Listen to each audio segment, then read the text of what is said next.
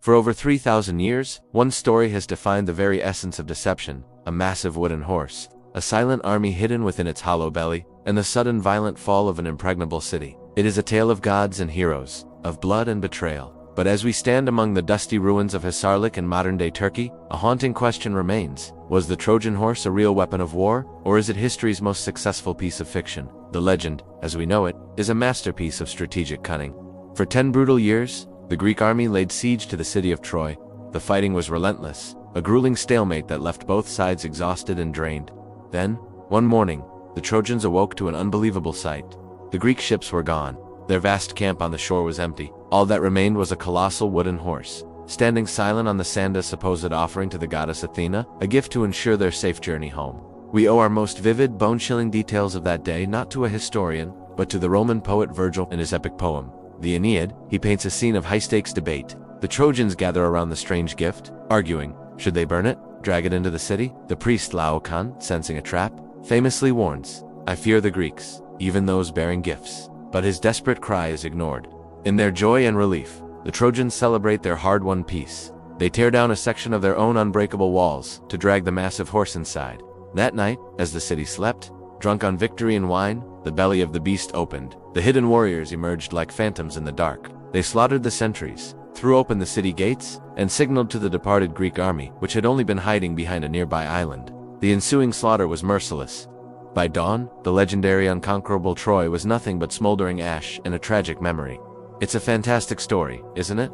So fantastic, in fact, that for centuries, the world treated Troy itself like a fairy tale, a mythical place that existed only in the ink of poets like Homer and Virgil. But that all changed in the late 19th century, thanks to the wild ambition of one man, Heinrich Schliemann. Fueled by a lifelong borderline fanatical obsession with Homer's Iliad, Schliemann was convinced Troy was real. He took his fortune and began digging at the Hisarlik hills in Turkey. What he found there shook the very foundations of history. He didn't just find a city. He unearthed a complex, layered cake of 9 distinct civilizations, built one on top of the other over thousands of years. And one layer in particular caught the world's attention.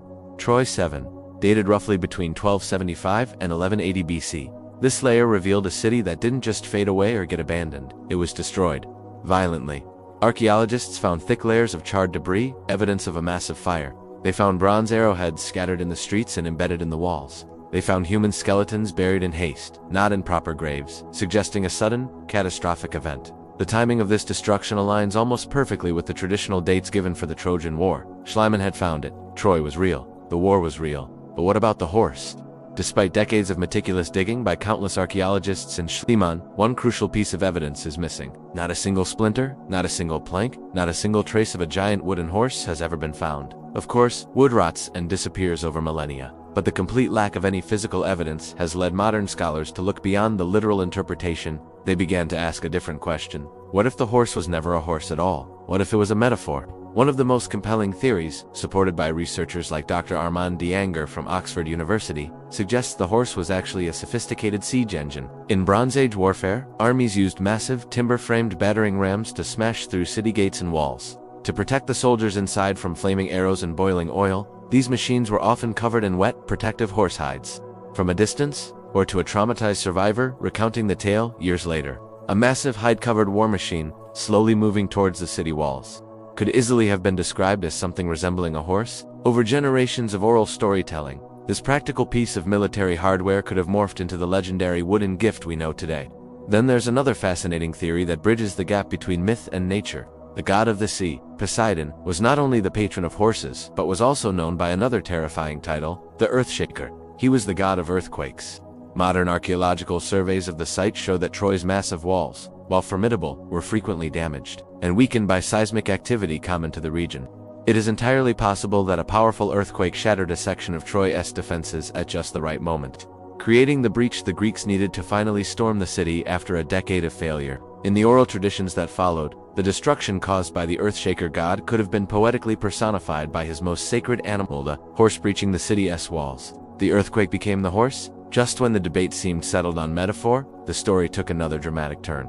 As recently as August 2021, a team of Turkish archaeologists made a startling discovery within the Hisarlik site. They unearthed a collection of ancient fir planks and wooden beams, radiocarbon dated to the Trojan War era. The media went into a frenzy, with headlines buzzing about the possibility of having found the real Trojan horse. The scientific community, however, remains cautious. While these planks are an incredible find, proving the use of advanced carpentry and large-scale wooden construction during that period, there's no way to prove what they were used for. Did they belong to a deceptive wheeled gift? Or were they simply part of a common building, a ship, or even the city's scaffolding? For now, the mystery of the planks remains unsolved, adding another tantalizing layer to the legend. So, where does that leave us? Was the Trojan horse a literal wooden trap, a disguised battering ram, or a poetic symbol for a natural disaster? The truth is, we may never know for certain.